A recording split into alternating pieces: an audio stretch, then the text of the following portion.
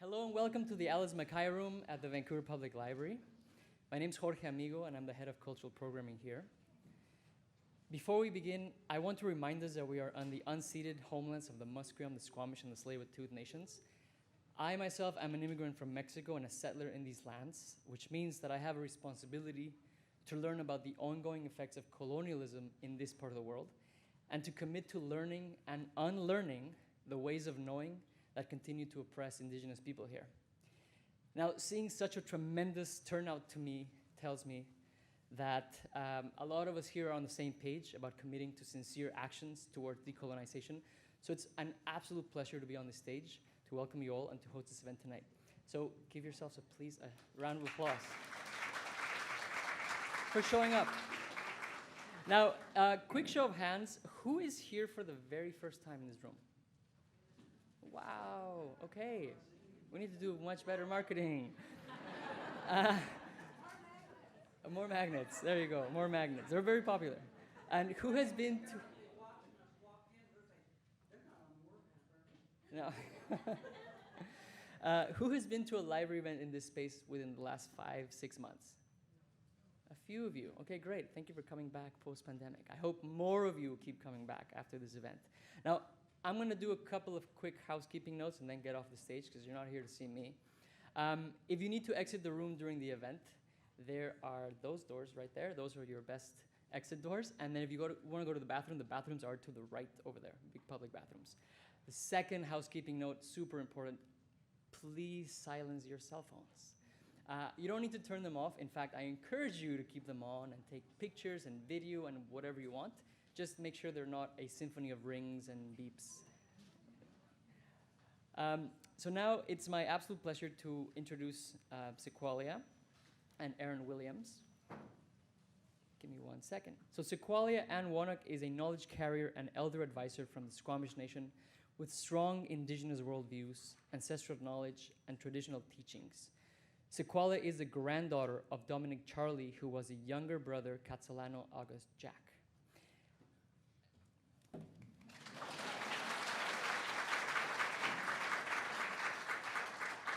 And then Aaron Williams, his great-grandfather is Dick Williams, who is brother to August Jack's mom, and he is a linguist, a cultural activist, and he is called upon in the community for ceremony. He is a Squamish language speaker and a song leader.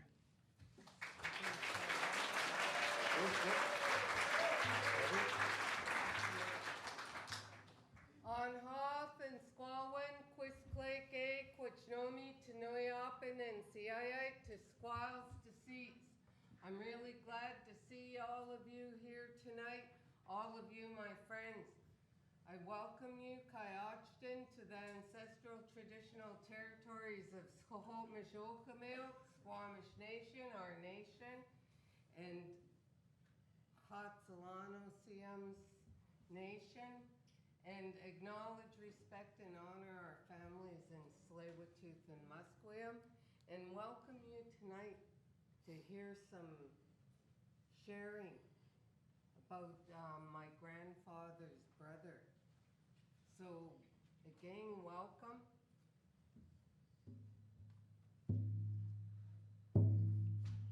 Oh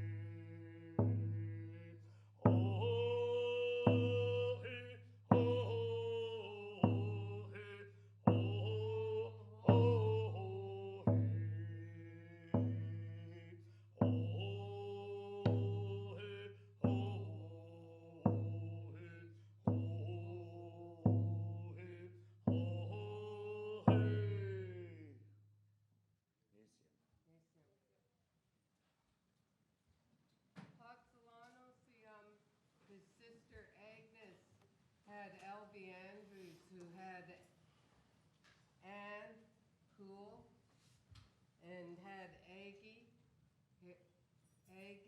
Andrews, who had a son named Victor Harry.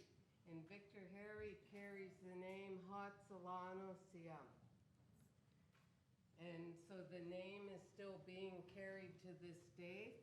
And his wife, Rose, when they were driving along the Howe Sound, this song that we just shared with you came to her for her husband and his ancestor and family tree.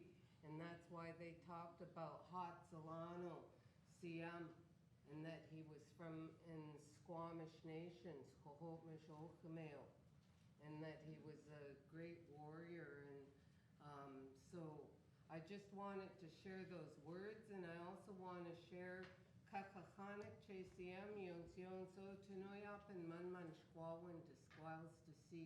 asking the Creator to watch over, guide, and protect everyone who's gathered here tonight, and help them with their shkwalwen, feelings in their hearts and minds, and their emotional, mental, physical, and spiritual health and wellness. Asking you, Creator, also to watch over and help all our families in these times that we live in, and to help all those who are going to come up and share tonight, and see us all safely home tonight. Tamakwatsi, Snake. Tamakwatsi.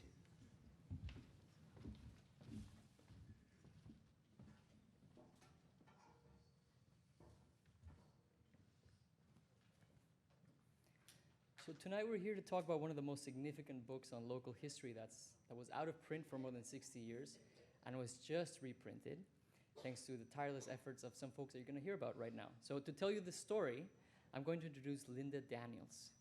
Linda Daniels resides on Squamish Nation in the North Shore and is an active community member and elder.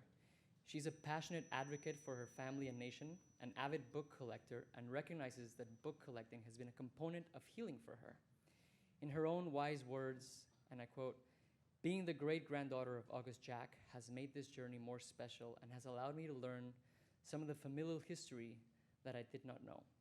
Please welcome Linda Daniels.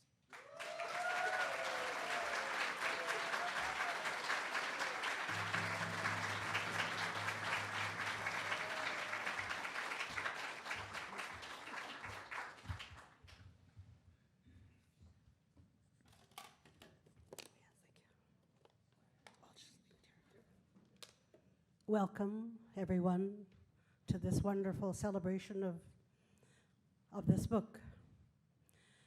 My name is Linda Daniels. I'm 70. I'm a proud Squamish Nation member. And I am an ancestor of August Jack and Marianne Jack. I am the great-granddaughter. And I kind of found this out recently, as I don't quite know my family tree as much as I should, but it just made me more proud of this book. So August Jack and Marianne had the 5 children, Emma, which is my grandmother, Celestine, Irene, Wilfred, and Louise. My grandmother was Emma Jack / Bob. Emma had 5 children, and my mother was Edna Daniels, was the eldest. My mother had 10 children, and we pretty well resided on Vancouver Island. So I got introduced to this book in 1995. I worked with the Squamish Nation. And at that time, the counselors bought the book, and I looked at it, and I said, I like this book, and I want to get it for my mother. So I found out where it was sold for the Vancouver Archives for $10. And I bought 40. And I carried it on the bus to work, and I'm just pretty proud of the book. At that time, I sold it for a minor profit, for $5 profit. But So I sold it to Squamish Nation staff, which a lot of them still have it to this day. And university students that are doing their thesis, they said they really appreciated the book even then. And I did gift it to a few at the time elders of the 1990s. So in last year, 2020, I was kind of, oh yes, I didn't say that the archives only made 500 copies. So when I went back for more, they said it was out of print. So then my journey began on looking every bookstore, every thrift store, garage sale, to find this book. And it was very hard to find, and it was very expensive. So in last year, 2022, I was kind of discontent with my life, with my entertainment. I kind of went to the casinos and bingo, and I wasn't happy. I said, I think there should be a little more to life than that, so I returned to my book collecting. I went to all the bookstores in Vancouver and checked out the native section, bought books, and I would always ask them, do you have the Conversations with Khahtsahlano book? A lot of them said no, but if we found it, you would have to pay a very heavy price. So, but I did find one at McLeod Books, and I did buy that, but I still wasn't satisfied. I wanted more because I wanted to give it to my family, siblings, and my nieces and nephews, and of course my community. So I really wanted that book, so I got a bit frustrated looking all over town for it, so I ended up phoning the Vancouver Archives and said, will you ever reprint this book? And they said, no, we're not a bookstore. So they said, but you can, it is now under public domain and you can print it yourself. And I said, no, I can't print it, but I will find somebody that will. And at that time, Massy Books was one of my favorite stores, as it's native owned. Yeah. So that same day, I went up to the desk and I said to the staff, can I talk to your manager or the bookstore owner? So Pat Massy came down and I pitched it to her right then and there. So I said, I need this for me, I need this for my family, and I need it for my community. Will you help me reprint it? And I think I did a good pitch because she said yes. So then the journey began. She helped me be part of it and part of the decision making, and it was a good learning experience, and I really enjoyed it. And it was so happy to see it on bookstore shelves and to see people that really love the history of Squamish Nation be able to purchase it for a not bad price. So to me, my journey has been very good, and I can learn through this book, and it can, in a sense, August Jack and Mary Ann Jack could still be with us in written form. So that's my story. Thank you.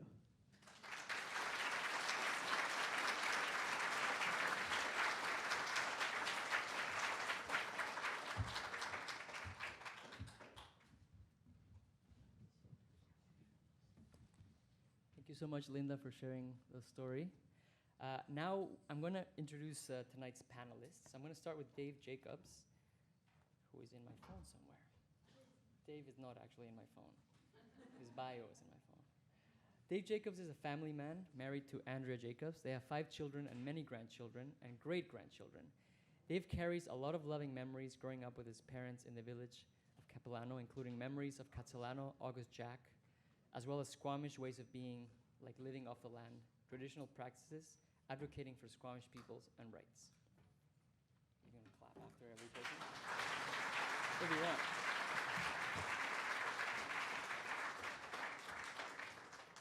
And Ian Campbell, from the lineage of Khahtsahlano, carries the Squamish ancestral name Kalik and the chieftain name Seku Seyam. From the Kalik. Thank you. From the village of Port Mellon, he's one of the 16 hereditary chiefs of the Squamish nation, with a strong history of protecting and enhancing the Aboriginal rights and title of the Squamish nation. He also works in land use planning, natural resource management, renewable energy, forestry, wildlife management, and the management of provincial parks and conservancies. Thank you for being here, Ian.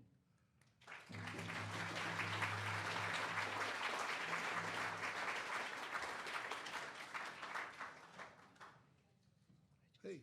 Vanessa Campbell's ancestral name is Eyal. She has worked with the Squamish language since 1972, from early childcare like daycare and kindergarten to post-secondary learners. She's learned through her elders, and Vanessa's privileged to share their words and teachings.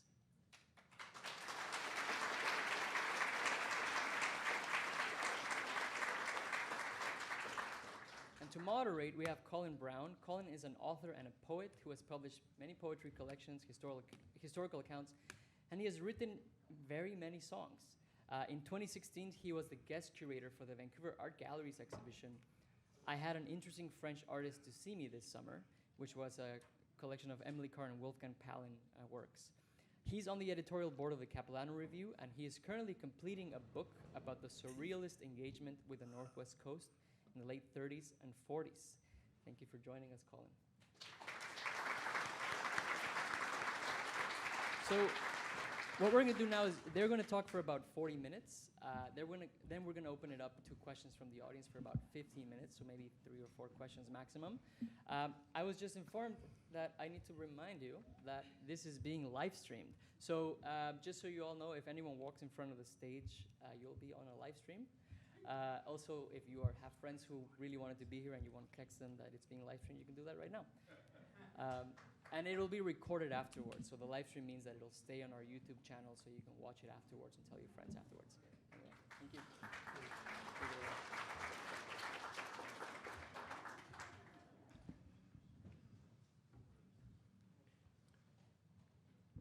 Thank you, Jorge. Oh my goodness, a good crowd. And you all feel far too far away, but we'll manage. Well, I want to say just 2 things in a way. It's a great honor to be here this evening, to be in the same podium as our guests here and with you. So thank you for that. And I just wanted to say a couple of things about the book, because I went through it very closely today, and I'd read it before, but I started thinking about it in the context of this evening. And you already know it's going to be a lot about genealogy, and you're going to hear a lot of that. It's important. One of the things that struck me is that we think about, when people talk about the book, sometimes saying, oh, this is back before settlement or after settlement and that kind of thing. And I realized, actually, this is a book that takes place, all these conversations between Major Matthews, who was the archivist. Should I tell you this stuff, how the book came about? Oh, okay, all right, I'll just be very quick, because this is it, and you'll see that there are dates on it, 1932 to 1954. So what happened here is that the city archivist, Major Matthews, became a close friend of August Jack Khahtsahlano, and they spent many afternoons and mornings and weekends talking with one another. And after each of the conversations, he typed them up, or his secretary did. This entire book is typed. You'll see that it's typed, and that was an amazing typist. We have to honor her. And so these conversations took place between 1932 and 1954. That was the final one. And what you get in here is August Jack's memories and Major Matthews' questions. And they talk about a whole range of things, certainly about family and about August Jack's life, but also about fishing and hunting and tools and houses and who did what when and that kind of thing. So there's lots of, if you like, history in here. But I realized that it's really about a period of extraordinary transition when these 2 cultures came together, the settler culture and the Squamish culture, and how that was handled, really, if you like, and in a sense. And there's lots in here that I think would make you ask questions. There's terminology that we wouldn't use today. But I think that these two men appear to have become, certainly from the point of view of Major Matthews, good friends. August Jack would show up, and I think probably Major Matthews' wife would give him tea and cake, which was not bad. And you can imagine them sitting in the garden at the foot of Arbutus Street on Khahtsahlano Point in Vancouver, having a conversation, and August Jack talking to Major Matthews and Major Matthews asking questions. So that's what's in this book. Plus the last probably half at least is Major Matthews' interviews with other people. But we're really interested in August Jack Khahtsahlano. And I was thrilled to meet you all this evening. So I just maybe we should start, if you could each tell me about how you're related to August Jack and who he is in your family. And yeah, let's start with that. And Vanessa, please. Thank you very much. I'm feeling a bit awkward because I ordinarily would not speak before my elder. Well, I could ask David to begin then. Please. Thank you. Thanks, Vanessa, for letting me know that. Can you hear me? Okay. The old timers would always say when they go to the meeting, speak up, speak up. That's the old timers. My name is Paitsmuck, David Jacobs. I was born here in Khomkhomlai. It's now known as Vancouver. I live at Homolston. That's also known as now Capilano. My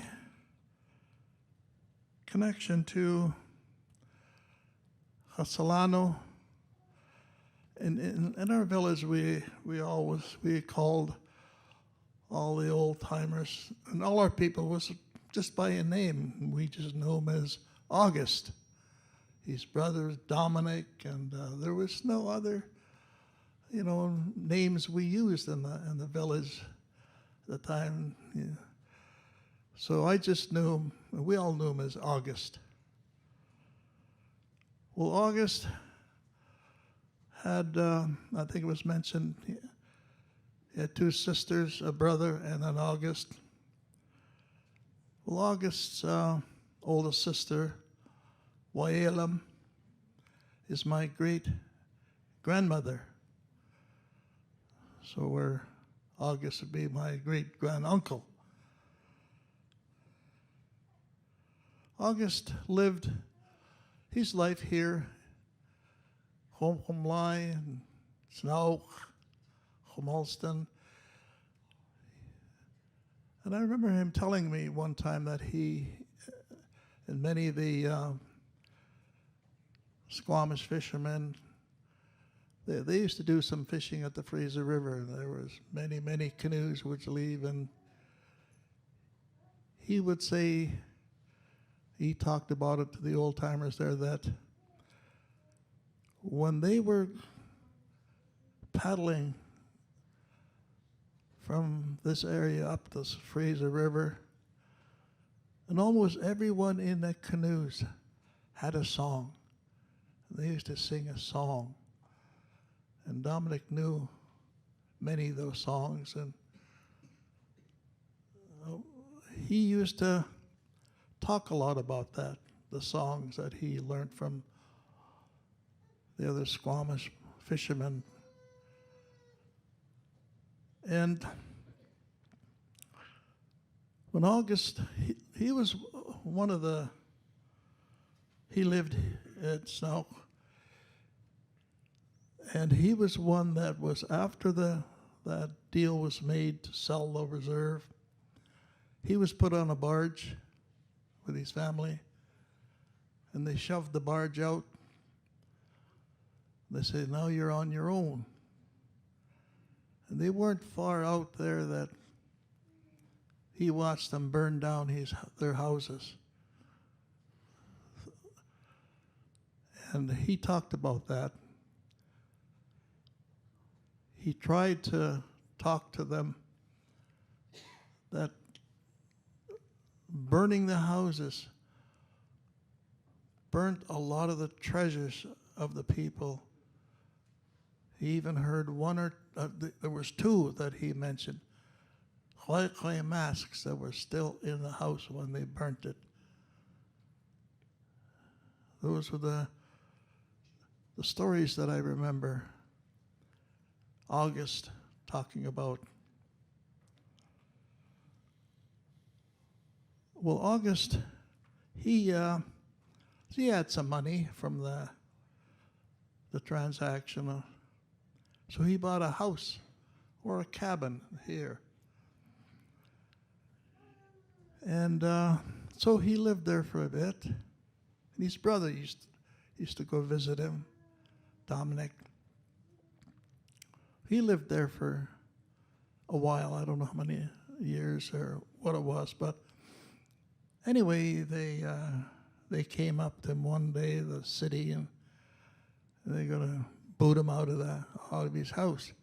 Well, August didn't know anything about paying taxes. Well, what's these taxes all about? And all of a sudden they're rounding him up and get out. They kicked him out of his house. He didn't understand that. And so he moved over to Homolston. Well, there was a little bit of discussion about the residents at Homolston, that they said, well, can you really live here because you sold your lands over there? Now and village got together and talked about it in August. He just said, okay, we'll look around for a place. But then they agreed, okay, you can live here. You'll stay here because you're related over here and you're related over there, so you can live here. He was, in his younger years, like many of the Squamish men, they worked in the lumber mills. They were loggers, fishermen. They were jolly fellows, because I remember when I was very, very young, they used to gather and at one place. Of course, at that time, our people couldn't buy liquor, so they used to make their own homebrew, and boy, did they have a jolly time with that homebrew. Oh, my goodness sakes. Boy, they were a happy old bunch. One time, I remember, this is before I started residential school, and I used to go with my dad over to visit. He asked my dad, he said, we'll go to the liquor store and get him a bottle of gin, because August, he loved his gin. So my dad jumped on his bike and went over to North Vancouver. A friend of his lived close by, so he went in and got this bottle of gin. And come back, and my dad said, here's a gin. And August said, okay, he had a big mason jar. He said, Dad took the cover off, and he said, how much? He said, 2 fingers. Oh, so my dad started pouring it in, and the mason jar started filling up, and my dad stopped, and he said, August looked at him, he said, I said 2 fingers. That's his 2 fingers in a jar. He said, that's 2 fingers. Oh, fill it up. Don't you cheat me. August was a nice man. I love going over there, visiting and walking around his place, and he had a lot of fruit trees, and there was but as we got kind of older, my brother and I, Gordy, we used to go down the beach digging clams, and we bring clams over to August. And August knew what we were doing, so he would always save little candies for my brother and I. When we brought him some clams, he would give us the candy. He was, he actually was a hard worker in a sense that he he liked to talk to the community a lot of our people. And he would tell them stories, a lot of stories that he remembered. And I think a lot of that you'll read in the book, a lot of the stories that he told. It was a very interesting man. Well, those are things that I can remember that, you know, at this time, but I'd like you to read that book. It really points out Squamish. We're very Squamish. That's what he keeps saying. We're Squamish. This is our land before the white man's came. And we're having lunch one time down at the Elder Center a little while back, and then this is for indigenous people. We got this for the indigenous people, this and this and that. And I said, now I'm changing it. I'm not indigenous. I'm Squamish. That's it. I'm not no indigenous or first peoples or second peoples. I'm Squamish. And just the way that my great-granduncle would say. Again, I want to thank you for allowing me to say a few words here. I better get them out before I forget them. So anyway, again, I thank you for this opportunity to talk to the people. Thank you.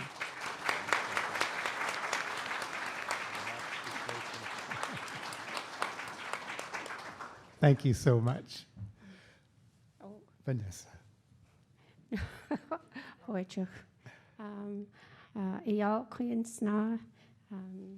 I'm Vanessa Campbell. Squamish Chan, Tinatla Slaan Ochomeu. My name is Vanessa Campbell from what's called Mission Indian Reserve in North Vancouver. Uncle August and my grandfather were first cousins. And so I was born in 1951, and I got to see Uncle August in the community, but we grew up in a time when we didn't really just approach our elders that much. We were taught to listen, to watch, to study the way that they behaved with each other, and that was a great lesson for us. I remember very often my grandmother and the adults would be talking about where is Uncle August, because Uncle August was a prospector. And so we'd hear about, oh yeah, he's walking up to Squamish. He knew the trails. He knew all the ways to go between our communities and our neighboring communities walking, and that made him very thorough as a prospector. He walked up to Lillooet. He'd walk to the Fraser Valley. Everybody would wait for reports from friends and family about where he was. And it was always interesting. And then when I got a little bit older, and the way our family were taught to think about when a child, they say, comes to, when I came to, and I was like sort of making my own memories, and I remember Uncle August as very, very powerful in the revival of our traditional culture, especially the winter ceremonies. He was one of the elders that reopened our longhouse for ceremony and brought back a lot of the traditional ways that had been outlawed because they were misunderstood.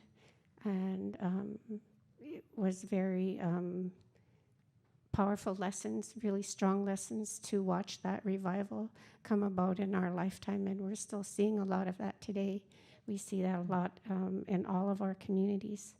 Uncle August, in doing this book, has left a treasure for all of us.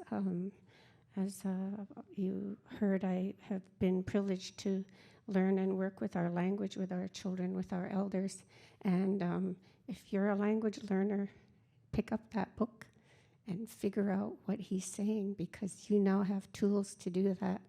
And you can leave more for future generations by making this something that you will understand and share with future generations.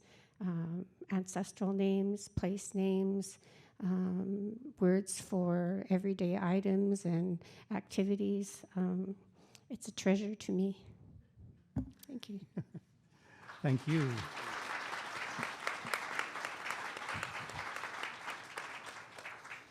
Oichka Petsmuk Siam, Eyal, Lansata, Chinkomantomi, Sihualia, Totalano, Kayachtin, Seyochwechet, An Hatli Quachnomi, Tansaquetals, Hoichka, Quis Tlak, Etich Almoch, Hatli Quachnomi. Just thanking my elders, my family, and all of you, our dear friends, for joining us this evening. My ancestral name is Khaluk, and Khaluk was one of the sons of Khahtsahlano, the old Khahtsahlano, where August got his name from his grandfather Khahtsahlano, and the old timer had Khahtolk, which is the lineage, was August's father Khahtolk, and that's where Petsmuk's line comes from. And then there was Kayols, was the second son who married in Musqueam, and then Khaluk was the younger son as well, and that's the lineage that I come from. So Khaluk had Tanas, was his son, and then Palakoya was my grandmother, or my great-grandmother, my Stjatmuk, and then my late grandfather, Lawrence Baker, who carried the name Khaluk, to my mom, Susan, to me. So we come from that line that connects through the Khaluk branch. And yeah, I grew up certainly reading this book right from a young age. My grandparents had it, and me and my sister, ats'alanexw, we're very fortunate to have our elders that shared the stories and the connections of our families. Many of us here come under that umbrella of that lineage, of that khankhan, of that family tree. And I agree, this is just so historic for all of us that call this home here in Vancouver. This was that transition of our way of life to adapt to our modern way of living today. But August, like many of our elders, learned from their parents and grandparents that connected us to the mid to early 1800s. Mm-hmm. So we're not far removed from first contact with European cultures.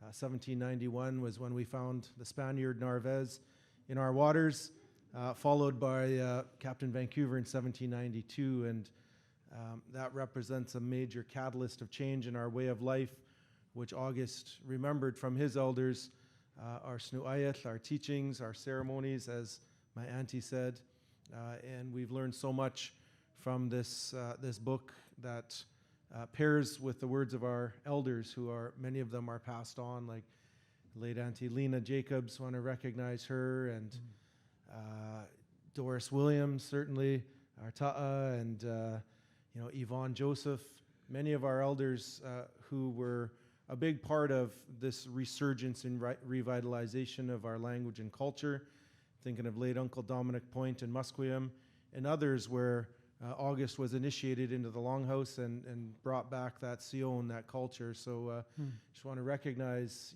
all of those old timers that were part of this. I know Walwiltsot was talked about as well, Elvi Andrew through Sihualia. So there's many of these elders that we hold in high regard through our connections as family. And I know I missed a lot, but I see Slawia's here, and I think of our women who married the early settlers here in Vancouver. A lot of talk of Portuguese Joe and his wife Kaltanat, and Gassy Jack, of course, was the statue was taken down because of the non-recognition, the erasure of our Indigenous women in this city and in this province and in this country. So we think of Kohelia, who was the wife of August. Slawia, her ancestor was the wife of Navy Jack. So all of these early settlers married our Indigenous women, and that's who and what we are as a city, and now we're coming full circle to reconciliation. But it's the hard work, the heavy lifting that we hold our hands up in gratitude to Khahtsahlano Siyam, our dear elders like August and others, and certainly my beautiful elders that are here on the stage tonight. Haichka, Osium, Chinkun Mantomi Siyam. Thank you. David, did you want to say something? I thought, as I was listening, perhaps some of the audience wouldn't know where Humboldt was or where Snoke is. Or when you read this book, you'll discover a Squamish universe, and you'll think, if you're not Squamish, you'll think, I didn't know this. I'm in the middle of something great and grand and astonishing, and these places still exist. They have different names today. But I just thought maybe we could shine a light on some of those place names. There's a beautiful resource based, I forget what you call it, when you open the book and there's this... A map? The map, whatever they call it. Our wonderful Siam here, he did a beautiful map that's based in part from this map, and it's at the Vancouver Museum and Archives. And if you get a chance to go there and see that, then you will get some understanding of where our traditional place names are now in modern names. So Humboldt is Capilano by the Lionsgate Bridge. Sanaq is False Creek by the Burrard Street Bridge. Yeah. Kamlai is Vancouver at the foot of Gore Street. And it's, again, one of the treasures in the book. You'll find hundreds of our traditional place names listed in there. It's true at the back. There's a wonderful list of names. Yeah. Ian, do you have any thoughts about that, about place names, or how would you think? Yeah, certainly grateful for the Major Matthews and his work that he's done, not only with our dear elder August, but there's 3 volumes of Major Matthews' work in the city archives that I encourage you all to read. A lot of the testimonials, from early settlers and their interactions with our people was very tenuous at times, and there's also a lot of humor in a lot of those stories. But the recording of the place names is important, to see that continuity, because the modus operandi of Canada was to completely eradicate our language and culture through residential schools and the Indian Act, which is alive and well in this country today. So to counter that erasure and to not be invisible in our own land, place names are so important, because everything is named in English. We have, what are we on here? Georgia, and how, and these all are laden, and throughout our territory has history and place names and villages and mythology. And it's important to see that come out again, where people are recognizing names like Kamkamalai and others, because our history is your history. It doesn't just start with BC joining Confederation in 1872. It spans millennia, and we need to start honoring that. Names of our mountains, for example, these beautiful twin sisters across the inlet from us, Checheoy Alhoiken, which early settlers unknowingly called them the lions. So it's unfortunate that that erasure continues today. We need to celebrate the beauty and the vastness of the history, and place names is a good way to bring that out again and celebrate where you are in this part of the world. Yeah, I think so.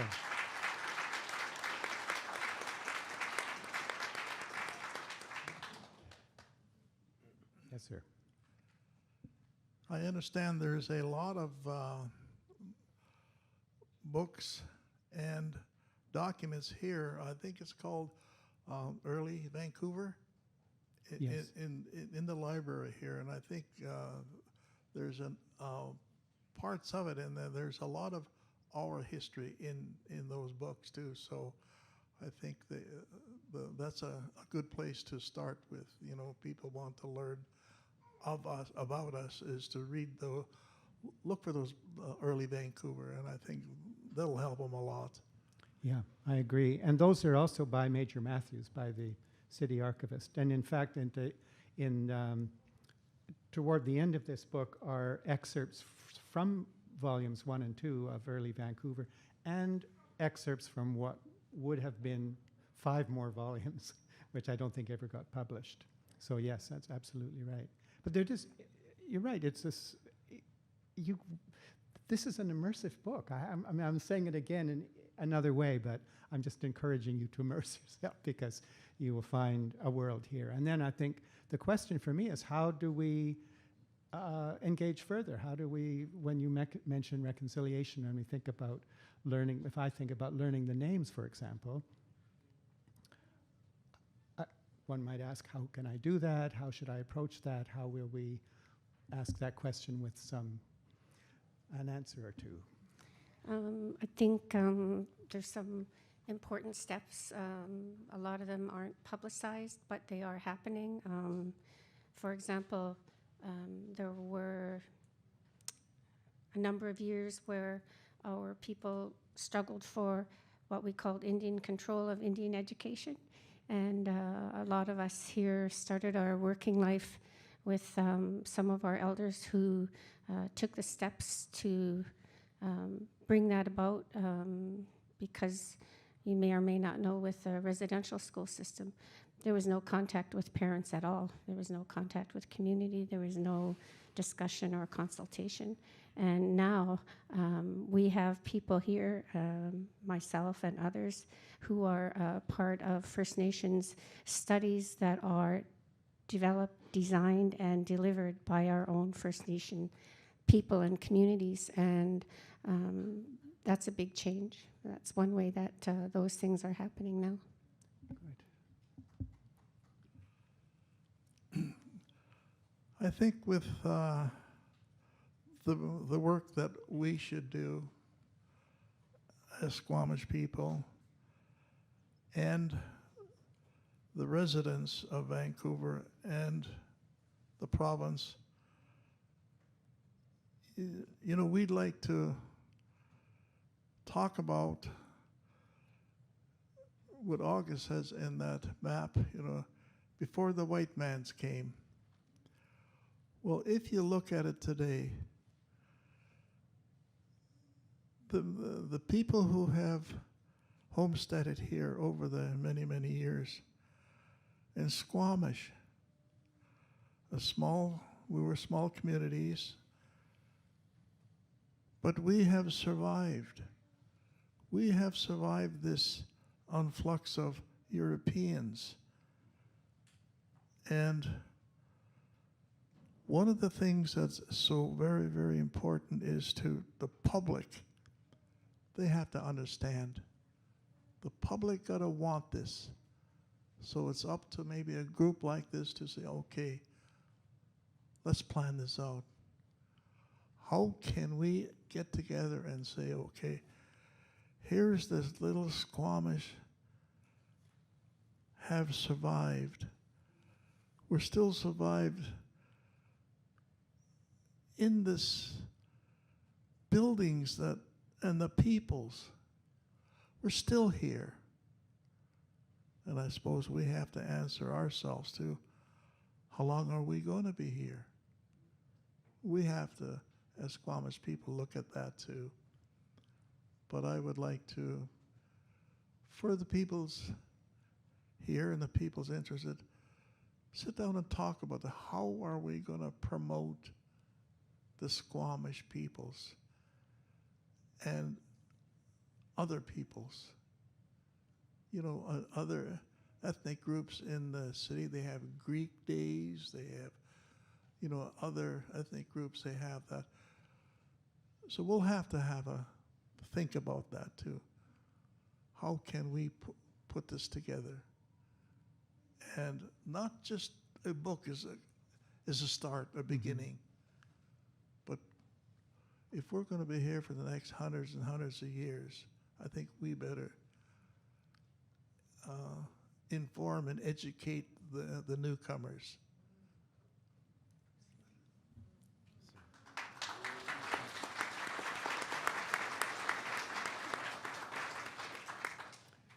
Ian? Yeah, as I look around the room, I see so many of our youth here, and it makes me so happy to see the continuity of tradition from this work. I feel like we're simply relay runners. We take the inspiration and continue to share that message in new and exciting ways we can't go backwards the way it was during our great-grandparents' era.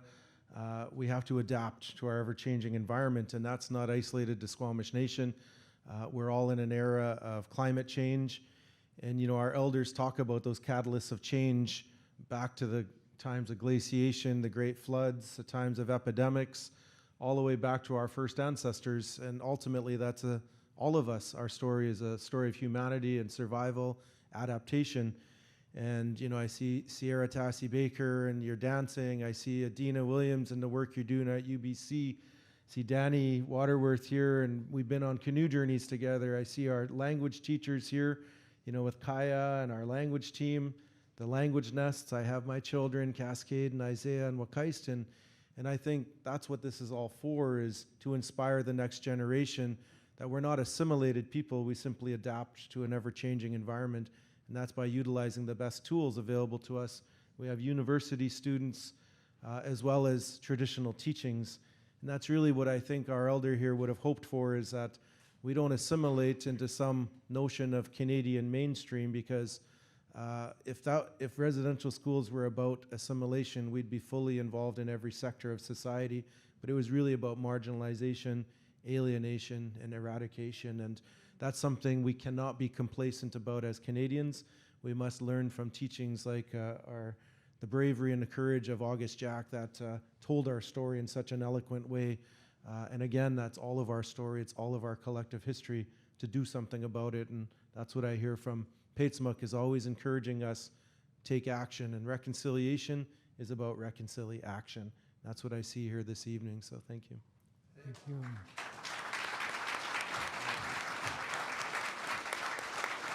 Thank you.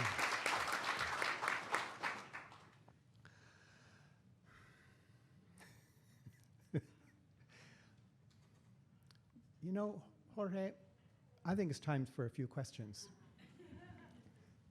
So we have time for probably, 2, 3, 4 questions. So does anybody at the back, please? Thank you very much for an interesting presentation. I guess from what we've been told that Major Matthews and Khahtsahlano were friends. They certainly seem to have done stuff together for a long time.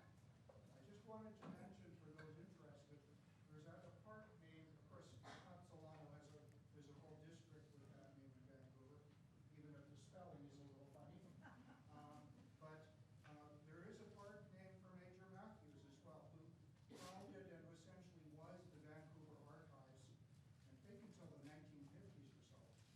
And so there's a little park for him. It's about the size of this room, and it's on Manitoba Street between 10th and 11th, so halfway from Cambie to Maine. A little park like this, where I suggest that those who have bought a book tonight, on a sunny day, well, it's a pretty nice place to go and sit and read a book. Thank you. Back there, please. No, you with your hand up. Yeah. Hi, and thank you for sharing all your stories. It's so amazing. Speak up. Oh, sorry.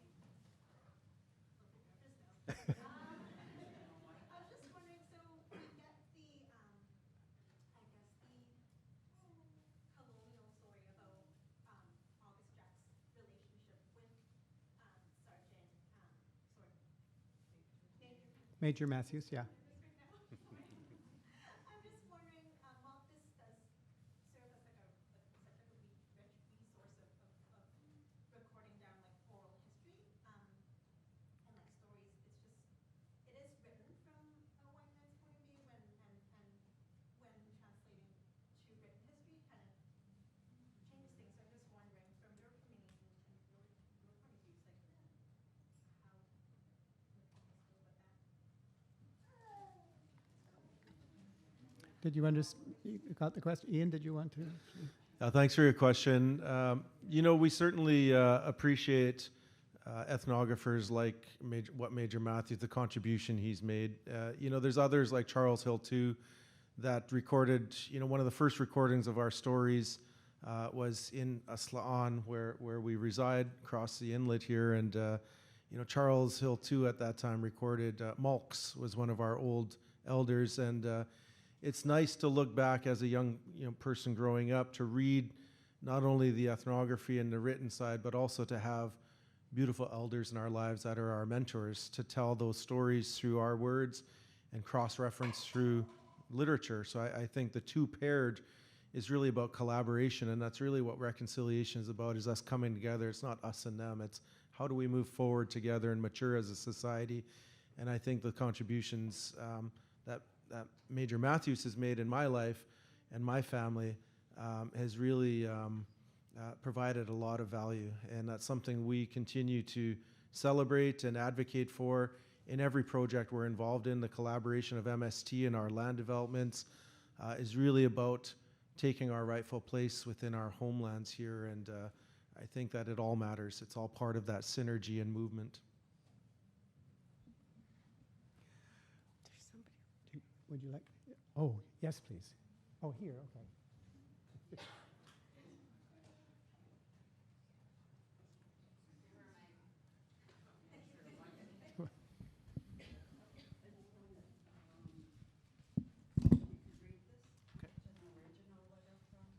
Oh, all right. Do you want to read it? Thank you. This is dated December 29th, 1955, from the City Archives. Dear August, I have been wondering why you never came to see me. Now I know. Miss Hurley told me. So one of these days I shall come to see you. I have been in hospital and am now confined to my home and not allowed to go out. I am typing this myself at home. What I especially want to tell you is that a most unusual request has reached me. It is from the British Museum, London, the greatest record office in the world. They want a copy of your Conversations. 5 copies were made. One is in the Public Archives of Canada, Ottawa. One is in the Provincial Museum, Victoria. That leaves 3 copies remaining, and I am going to give one to the British Museum, London. Then there will be 1 copy at the City Hall and 1 copy at my home. It was a long, hard task. We started it in that queer place I had in the attic of the Reading Room, Public Library, Main Street. That was about 1931. I put down every word you have ever spoken to me since, had an index made, and the whole thing cost a lot of money. However, it is done. It was never done before and will never be done again. Best wishes to you, my old friend. I shall try and come and see you as soon as I can, but don't feel very well just now. Have not been going to the office recently. My respects to Miss Khahtsahlano. Most sincerely, J.S. Matthews. Boy, that's pretty amazing.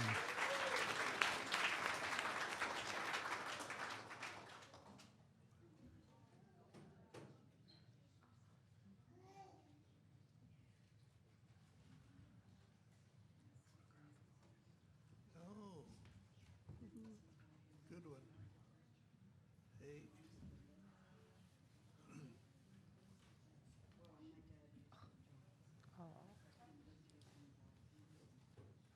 Just to share with everyone, when Linda spoke at the beginning, she mentioned the children and mentioned one of the children was Wilford, and this is Wilford's daughter. All right. Thank you.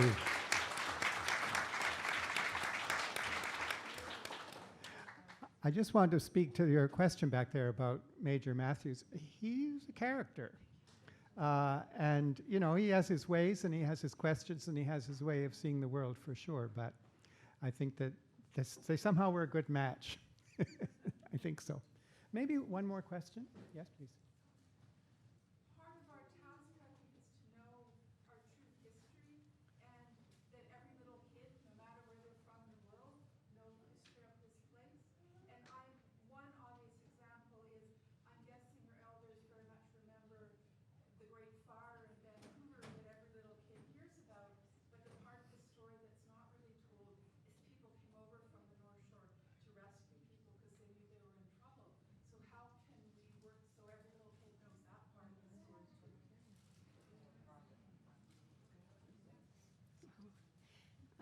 Again, we have a lot of young people now who are becoming educators and work within our education system and do share those important ideas and information. I worked with the public school system for many years, as do some of the people who are here now. And we do have events specifically called Aboriginal Day and the Orange Shirt Day. And these are the days and the opportunities where we see the education system in general make an effort to find the local information, to make contact with local First Nations and educate the local community of children about the First Nations connection to their communities. Thank you. Is that it, Jorge? That's it? I'm kidding. I'm afraid that's it. We have to say goodnight. Oh. Okay. Okay.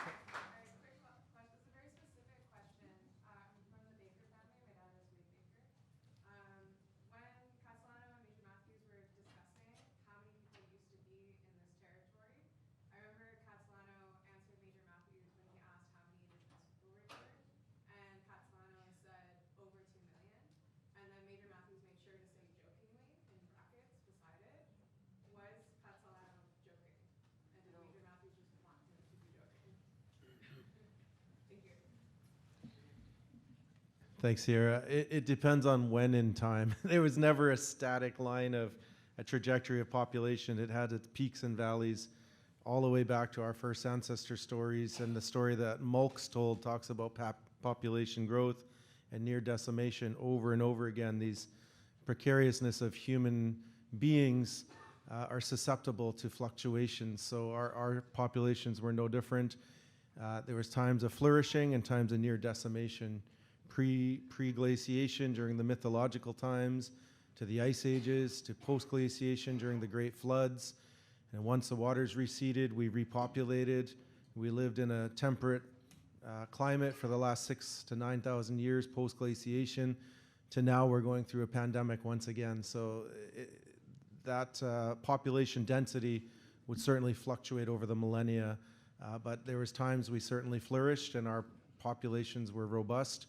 And we had a lot of bounty of resources, especially the wild salmon, which are now on the brink of extinction. But that's what really allowed us to create value chains and affluence and potlatching, feasting, that we shared that bounty with one another as families. Thank you. Just to follow up on that question, they said about Major Matthews' questions. Well, sometimes Major Matthews would ask a crazy question, so August give him a crazy answer. That's true.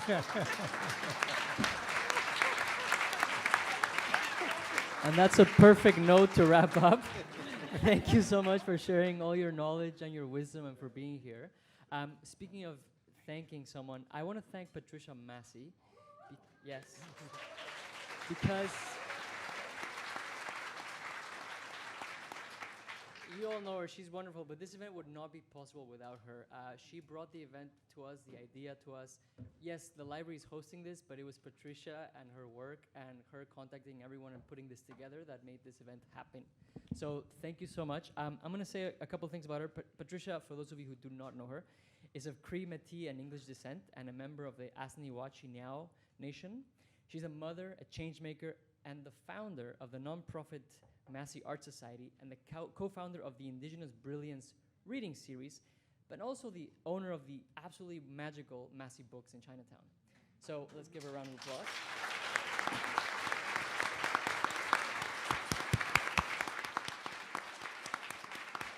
And Patricia is going to share some gifts.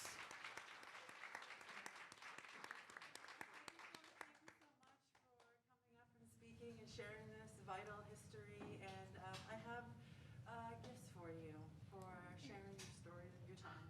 So thank you so much. For those who didn't hear, she has some gifts for the speakers. I can also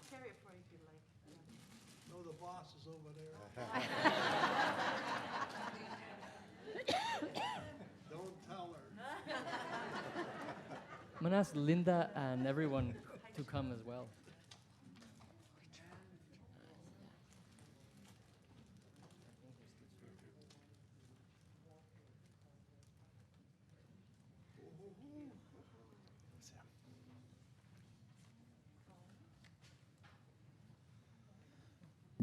I was one of the ones who bought one of the first editions. I think I paid $400 for it years ago. So it's nice to see that it's being reproduced. So thank you for doing this. It's fantastic. This one's gonna go on eBay.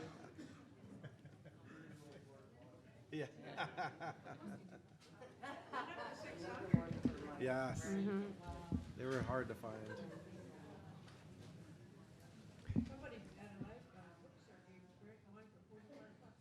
So let's give another round of applause to Patricia for doing this. Thank you so much. And thank you all for being here. Thank you to all the speakers. And as you know, Massy Books is here selling the book, so you can get a copy right there. Before I let you go, I'm going to tell you about two very quick things that are happening very soon at the library, since a lot of you have never been here for events. So on Thursday, February the 2nd, we're hosting an opera concert on the 8th floor. So the folks from the Vancouver Opera are going to come and give us a taste of their new production of A Midsummer Night's Dream. That's going to be free. They're going to perform for an hour and a half in the 8th floor in the grand staircase. It's a new series. That's February the 2nd. So every time the Vancouver Opera does a new production, they're going to come and do a preview here for us for free. So that's February 2nd, the next one. And then the next day on February the 3rd, we're going to kick off our Black History Month events with a day of film screenings. So we have a beautiful film theater upstairs called the Montalbano Theater. And we're going to screen 3 films that showcase Black joy and achievement. And I'm particularly excited about one about Nichelle Nichols. It's a documentary about this woman tried to fill the NASA with Black astronauts. So it's her quest to do that. So anyway, hope you can join us again. We do so many events, so please ask any of the staff members or go to that table over there to find out about more events. Have a wonderful night. You're free to go.